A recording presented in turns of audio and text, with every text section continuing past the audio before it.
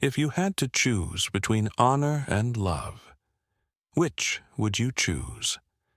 And I don't mean the kind of love that's neat and welcomed with open arms. I mean the kind that scorches the earth you walk on, the kind of love that makes the world whisper behind your back, spit at your feet, and call your name a sin. The kind of love I knew, the only kind I ever had. My name is Jonah Wright, and I was born in a town where silence was louder than thunder, and sin had a face. Yours, if you didn't behave just right. The town of Crosswood sat under a sky that never smiled. Dust clung to our boots like judgment, and in the center of it all stood the church, whitewashed, steeple high, a cross so tall it could pierce the clouds. My father built that church with his bare hands, said he was building a ladder to heaven, one wooden beam at a time. I used to believe him. He was a preacher, not just by title, but by fire. Reverend Abel Wright didn't speak. He thundered. His sermons cracked through the walls, rattled windows, and left men trembling like boys. Women clutched their pearls, men folded their hats, and children, like me, learned early to keep their hands folded and their heads low. Every Sunday, I wore my best, the black vest, the pressed shirt, the polished boots, and sat on the front bench like a statue. A preacher's son, they'd whisper. That boy can't sin. That boy can't lie. That boy's already halfway to heaven. They didn't know I was drowning. I tried. Lord knows I tried. Memorized scripture before I could write my own name. Sang hymns till my voice cracked like thunder in a summer storm. I baptized strayed dogs in the creek and begged the Lord to cleanse me too. But something inside me was different. I didn't know the word for it then. Just a feeling, a quiet pull. Something that made me watch the way sunlight played on another boy's hands instead of a girl's hair. Something that made me dream of voices deeper than mine, whispering my name, not in anger, but in something tender, something forbidden. Then came the day Elias Gray rode into town. He wasn't loud, didn't need to be, just a man with bronze skin, dark braids tied back, and eyes that held storms.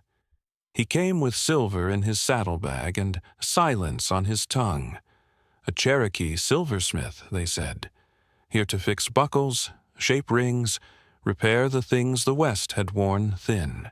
I watched him from across the street like a boy watches a star falling out of the sky, mesmerized and terrified all at once. He didn't look at me, not at first. Just worked with his hands behind the general store, hammering and polishing, the rhythm of his tools a quiet song in the chaos of town life. But I kept coming back, carving excuses out of nothing. I dropped my pocket knife so he could fix the hinge. Then my father's belt buckle. Then a copper cross I accidentally snapped in half. Each time, Elias would glance at me for only a second, just long enough for my breath to stop. One day, as I stood awkward and quiet beside his bench, he asked me, "You always bring things that don't need fixing?" I didn't answer, just swallowed hard. My hands were trembling. I shoved them into my coat.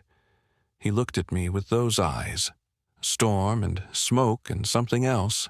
That was the first time he smiled, a real smile. The kind you don't see in a place like Crosswood. The kind that says, "I see you, all of you, even the parts you're told to bury." I went home that night and didn't sleep. My father's voice echoed in my head. Satan walks in the flesh of temptation.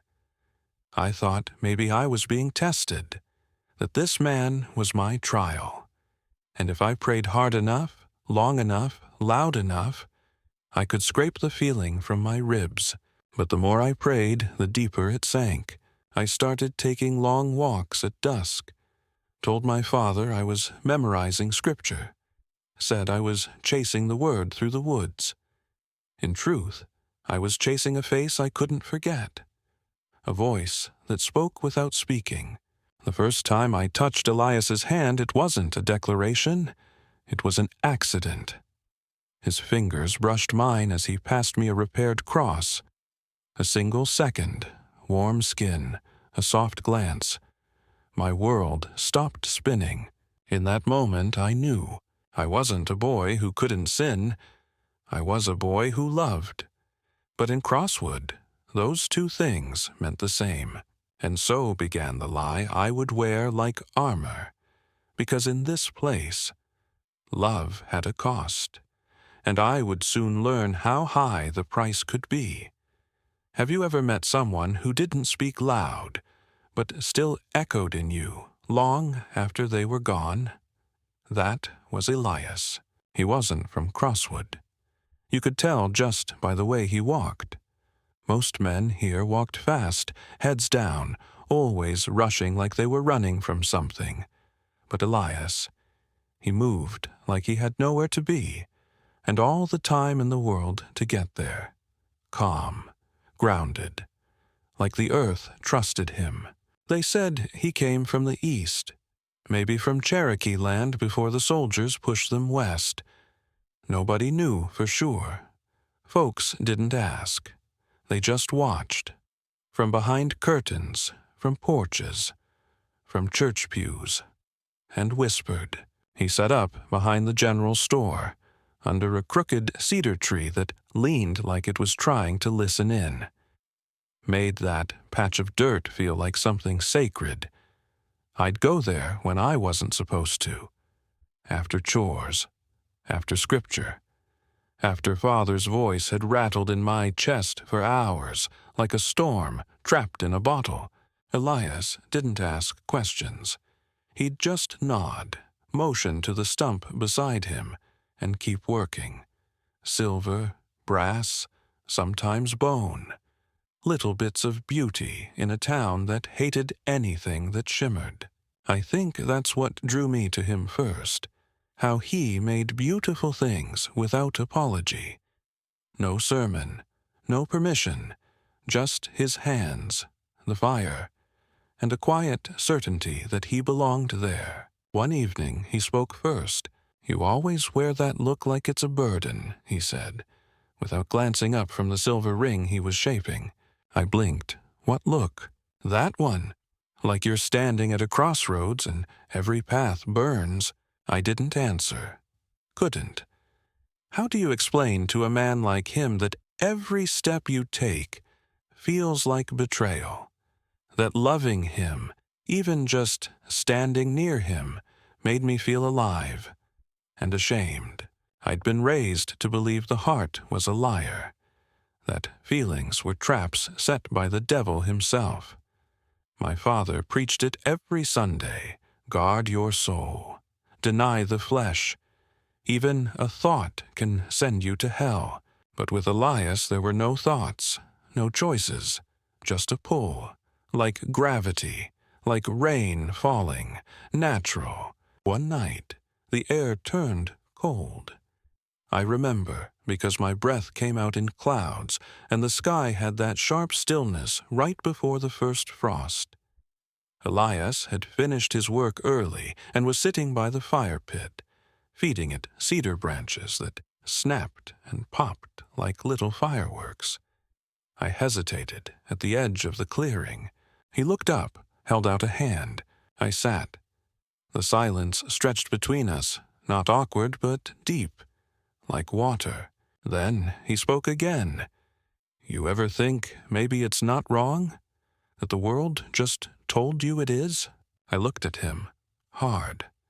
"Where I come from, it don't matter what you think. Only what people say you should." He nodded, slow. "And what do you say?" I didn't answer. My throat closed up. I wanted to tell him that I lay awake most nights, cursing God and begging him in the same breath. that I felt like two people trapped in one skin, the good son and the broken boy. But all I could say was, I don't know. He leaned in just a little, enough for me to feel the warmth from his coat. Then maybe it's time you find out. That was the first night I stayed past dark. We didn't touch, didn't kiss, just sat, our shoulders barely brushing, and yet I felt more seen than I had my entire life. But secrets grow heavy, and Crosswood was a town that always sniffed out secrets like blood in the water. The whispers started soon after. I'd pass old women on the street, and they'd stop talking the second I got close. My father started watching me longer during supper, his eyes sharp, like he could see something under my skin. One Sunday, during service, he slammed his fist on the pulpit so hard the candle snuffed out. "There are serpents among us," he thundered, "wolves in lamb's clothing. Temptation walks like a man, but it is evil in disguise." The congregation moaned in agreement, eyes closed, heads bowed. But mine were open, and they were staring straight at Elias, standing in the back of the church. He didn't flinch, didn't leave, just stood there, hat in hand, as if daring the devil himself to speak his name. When our eyes met, I felt like the floor vanished beneath me, not from fear, but from knowing. I was in love with him, and I was my father's son. Two truths, one impossible choice. If you had to choose between your blood and your soul, what would you do? Have you ever held someone's hand and felt like you were holding your whole life in it? I don't mean some fleeting brush of fingers at the market.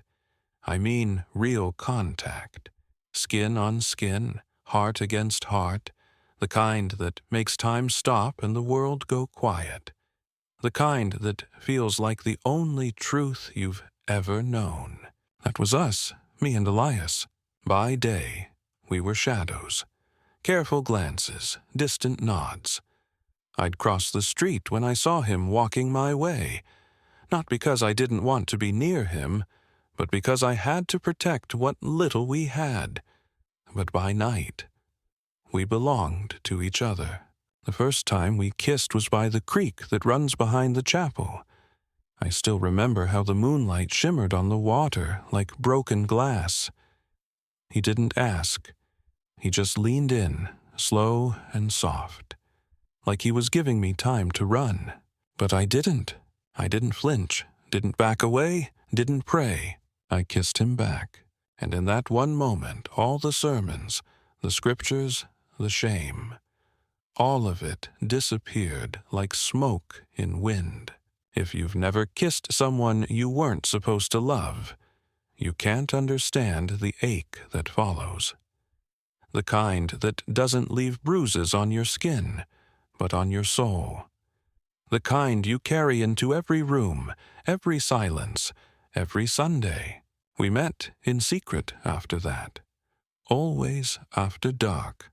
Always in the woods, or by the creek, or behind the old barn where no one dared go after the fire. Each night was a stolen prayer, and each morning I returned to the world of righteous men, wearing a lie like a second skin. I'd sit beside my father at breakfast, nodding as he spoke about wickedness and purity.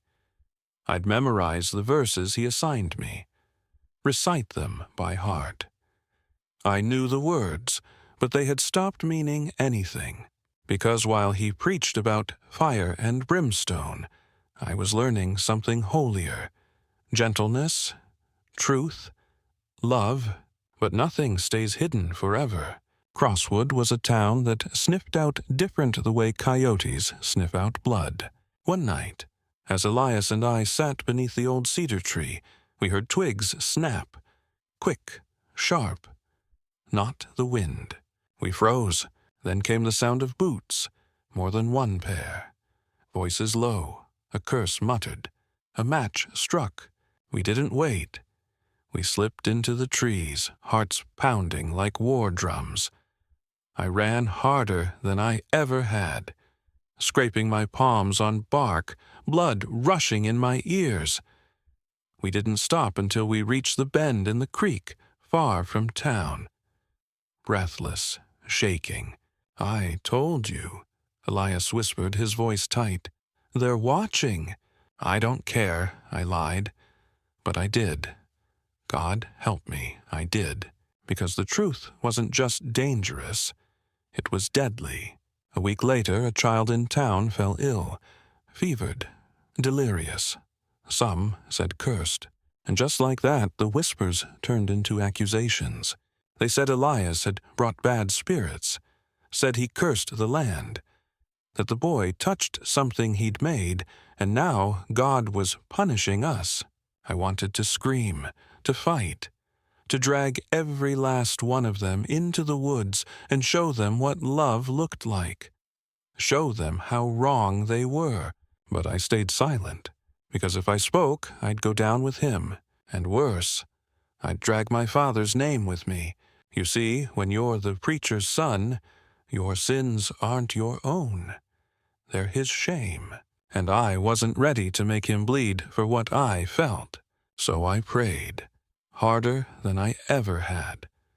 Not to be straight, not to be saved, but for God to make a way out of this hell.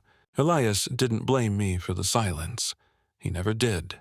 But I saw it in his eyes, the sadness, the weariness, like he'd known from the beginning that this would be our end. One night he gave me a ring, silver, small, smooth around the edges. "I made it for you," he said. I didn't know what to say. "Even if you never wear it," he added, "it's yours." I slipped it into my pocket and held it there like a secret, a token of a life I would never get to live. And then he said it, the words I didn't know I needed until I heard them. "I love you, Jonah." 3 words, soft, simple, but they tore me apart, because I loved him too. But I didn't say it back, not because it wasn't true, but because I was afraid that saying it would make it real. And once it was real, it could be taken, burned, beaten, buried. If you had to choose between your heart and your family, which would you betray first? Because I was about to find out. If your love burned down everything you'd ever known, would you still choose it? That's what I asked myself the night the church caught fire. But it didn't begin with smoke. It began with silence, the kind of silence that fills a room when everyone knows something they aren't saying, the kind that creeps under doors and settles into the corners of a house like dust. It started with glances, then looks, then cold shoulders at the general store. Children were pulled away when I passed. Mothers tightened their shawls. Men spit at the ground when I walked by, and I didn't know if it was at my boots or the blood in my heart. They never said my name, but I knew who they were talking about. And so did he. Elias had stopped coming into town, said it was better that way, said he didn't want to give them a reason. But you don't need a reason in a town like Crosswood, just a whisper. And that whisper became a roar when little Emmett Granger collapsed at the well, pale, sweating, rambling nonsense. The town doctor said it was heat stroke, but someone else said it was a curse, said the boy had touched a silver cross Elias made, said it burned his fingers, said the Cherokee man had brought sickness into God's land. And just like that, it was decided. The next Sunday, church was full, fuller than it had been in years. People I hadn't seen since Christmas came in dressed like saints, lips tight, eyes sharp. My father's sermon that day wasn't about salvation. It was about war. "There is evil," he thundered, pacing the pulpit like a soldier. "It wears the skin of man. It speaks sweet. It hides behind silence, but its eyes betray it. Its touch corrupts. And we, the chosen of this town, must not sit idly while the devil dances in our streets. The congregation nodded, murmured, fists clenched. I couldn't breathe. He didn't say Elias's name, but he didn't have to. Then he turned to me, right there in front of God and everyone, and said, "Jonah, stand." I did. My knees were trembling. "Speak truth, son," he said. "You've seen the serpent. Tell us what you've seen." I opened my mouth, but nothing came out, because what could I say? That I'd kissed him? That I loved him? That the only thing sinful in this town was the way we taught boys to hate themselves? Instead, I said nothing, and in that silence, the verdict was sealed. That night, they came for him. I watched from my window as lanterns bobbed in the dark like fireflies of death. 14 men, ropes, guns, Bibles in hand. My father walked among them. I ran, faster than I ever had in my life. Down the hill, past the trees, over the creek. The silver ring Elias gave me burned in my pocket like a brand. When I reached his cabin, the door was open. The fire was out, but he was still there. He didn't run. He didn't hide. He stood by the window, waiting. "You shouldn't be here," he said. "They're coming," I gasped. "I know. Then we have to go." He looked at me, and I'll never forget that look. Not fear, not anger, peace. "Running won't stop this," he said. "It never does." I grabbed his hand. "Please." He held it tight for a moment, then let go. "I won't let you burn with me." And just like that, he stepped outside. I followed him. They met us at the edge of the trees, torches raised, guns aimed, and my father at the front. He looked at Elias like he was a disease. Then he looked at me, and something broke in his face. A crack, a knowing. "You bring shame on this house," he said, voice like stone. "I bring truth," I replied. "Something we forgot in all your fire." He raised his hand. One of the men struck Elias across the face. Blood spilled onto the leaves, and I screamed. I ran toward him, but 2 others grabbed me, held me back like an animal. They dragged Elias to the church, tied him to the front steps, and lit the fire. But flames don't always obey their masters. The wind shifted. The blaze climbed. And before long, the church, the very place that taught us to hate, was burning too.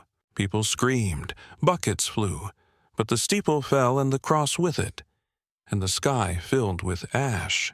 They saved him, barely, but they lost the church, and maybe, just maybe, they lost their excuse to hate too.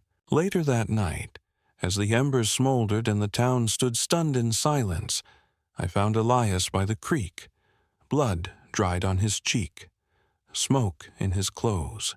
He looked at me. "You still have the ring?" I nodded, pulled it from my pocket. "Then wear it," he whispered. "Not for me, for you." And I slipped it on. For the first time, I didn't feel afraid, just alive. But love like ours, it doesn't survive in a place like Crosswood, not without one more price, and I was about to pay it. If love costs you everything, your name, your blood, your place in the world, would you still call it holy? That was the question I asked myself every time I looked in the mirror after the fire, every time I touched the ring on my finger, and remembered how it felt to kiss him with smoke curling in the sky behind us, every time I heard the word shame in my father's voice, even when he wasn't preaching. Crosswood never spoke of that night directly. The church burned down, they said. Accident. Maybe lightning. Maybe the Lord was testing them. No one was arrested. No one took the blame. And Elias disappeared. Not gone, not dead, just gone from their sight. He moved deeper into the woods, farther than most dared to go. built a small cabin near the river bend where the trees grew thick and the world forgot your name. And me? I stayed, because I was still the preacher's son, and my punishment wasn't exile. It was silence. You'd think the worst thing they could do is beat you, cast you out, call you a sinner. But no, the worst thing they can do is pretend you don't exist at all. My father never said another word about that night. Not to me, not from the pulpit. He started preaching quieter, sadder, less about fire, more about water. Grace, he said, forgiveness. But he never offered me either. And I, in turn, became a ghost. I still lived in his house, still did the chores, still wore the preacher's boy face in public. But inside something had died. Or maybe something had finally been born. The town watched me like a wound that wouldn't heal. And I let them, because I had nothing left to lose, except Elias. And I wasn't going to lose him, too. So I walked. Each night, long after the lanterns had dimmed and the town lay quiet, I took the path to the river bend. It was dangerous. But what isn't, when you love someone you were taught to fear? The first few nights, I found nothing, just wind and rustling leaves and the sound of water carving its way through stone. Then one night, I saw the smoke, a thin ribbon curling into the sky. He was there, alive, barely. The bruises hadn't healed. His shoulder was wrapped in cloth. His fingers shook when he stirred the fire. But when he saw me, his eyes softened, like I was the first thing he'd seen in weeks that didn't hurt to look at. We didn't say much, didn't need to. Sometimes love doesn't speak. It just stays. And staying was enough. I brought him food when I could. Bandages, a book or two, quiet things.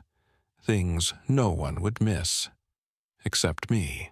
But one morning, the sun hadn't yet risen, and I came back through the front door only to find my father waiting. He didn't yell, didn't raise his hand. He simply asked, "Is it true?" I didn't ask what he meant. We both knew. I looked him in the eye and said yes. He closed his eyes. For a moment, I thought he might cry, but he didn't. Instead, he said, "You have 3 days. Then you leave this house." No rage, no thunder, just the sentence, like a door quietly shutting. 3 days. And in those 3 days, I packed what little I owned, left my books, took the ring, didn't say goodbye to anyone. On the morning of the 4th day, I stepped onto the porch with nothing but a satchel and the ache of choosing love over blood. My father was already outside, chopping wood like he always did at dawn. He didn't look up, but I paused. "I love him," I said, and still he didn't look. But just before I turned away, I heard him say, almost too soft to catch, "I know." That was the last thing he ever said to me. I walked into the woods, not sure if I was walking toward a life or away from one. Toward Elias, toward the only man who ever saw me as whole. If you had to choose between the name they gave you and the one you gave yourself, which would you carry? I chose mine, even if it meant walking into the unknown, even if it meant never coming back. Because some truths are worth exile, and some love refuses to die. What does it mean to start over when the world has already written your ending? I ask myself that sometimes, sitting here by the river, listening to its slow murmur as the sun sets behind the pines. There's a hush in the trees now, a silence I used to fear. But over time, I learned to live in it, and then to love it. It's been years since I left Crosswood, years since I watched that small church collapse into fire and ash, years since I looked my father in the eye and chose a different kind of truth, a quieter one, a heavier one that doesn't need shouting to be holy. I built this cabin myself, with Elias. At first, it was barely more than 4 walls, and a roof held together with hope and stolen nails. But it stood, and so did we. The days were long, chopping wood, hauling water, growing what we could and trading what we couldn't. Some days, the silence stretched like winter, but it was never empty, just still. Elias would sit by the fire at night, carving animals from driftwood or stringing beads into necklaces. His hands never stopped moving. I think he needed to make something beautiful, to remind himself the world still held beauty, even after everything it tried to take from him. Sometimes we didn't speak at all, just sat side by side as the wind brushed the leaves and the stars slowly blinked awake. It wasn't the kind of love folks wrote poems about, but it was real. It was ours. We didn't call it survival, we called it living, but still, not a day passed that I didn't think about what we left behind. My father's face that morning on the porch, the pews I used to sit in praying to be fixed, the boy I used to be, staring into mirrors and trying not to cry. And sometimes I'd think about the people who never got the chance we did, boys and girls buried in silence, men who grew old pretending, women who walked through life as ghosts. If you had to choose between peace and truth, which would you choose? That question haunted me even more than the sermons, because the truth is, peace isn't always quiet.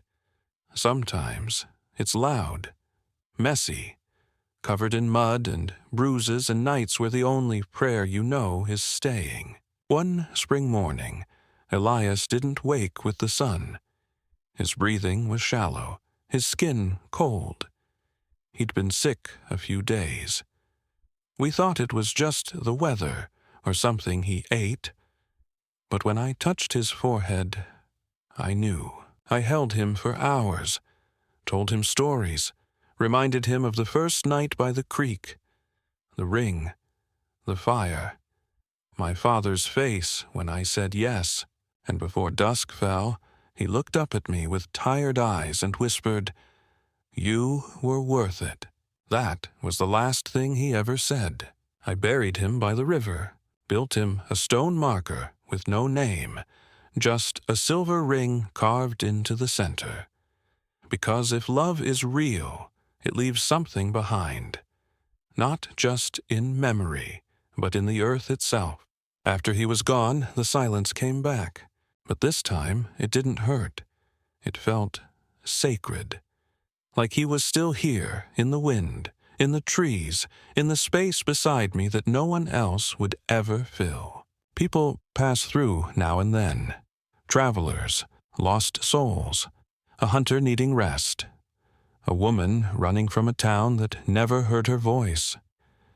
I offer them warmth, food, a bed if they need it. And sometimes, if they ask, I tell them a story, not about Elias, not directly, but about a boy who couldn't sin, and a man who taught him that love is not the opposite of God, but the place where God waits, patient and unashamed. If you had to choose between the life they gave you and the life you dreamed of when no one was watching, what would you do? Would you run? Would you fight? Would you kiss the man they told you would damn you? Would you build a home from ashes and start again? I did, and I would again, because love, real love, doesn't ask for permission. It builds quietly, stays bravely, and when the fire comes, it doesn't burn.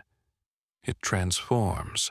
So, if one day you find yourself standing at a crossroads, holding a heart the world doesn't want you to love, don't bow your head, don't run, just take their hand and walk into the wild, where the river runs quiet, and the only voice that matters is your own.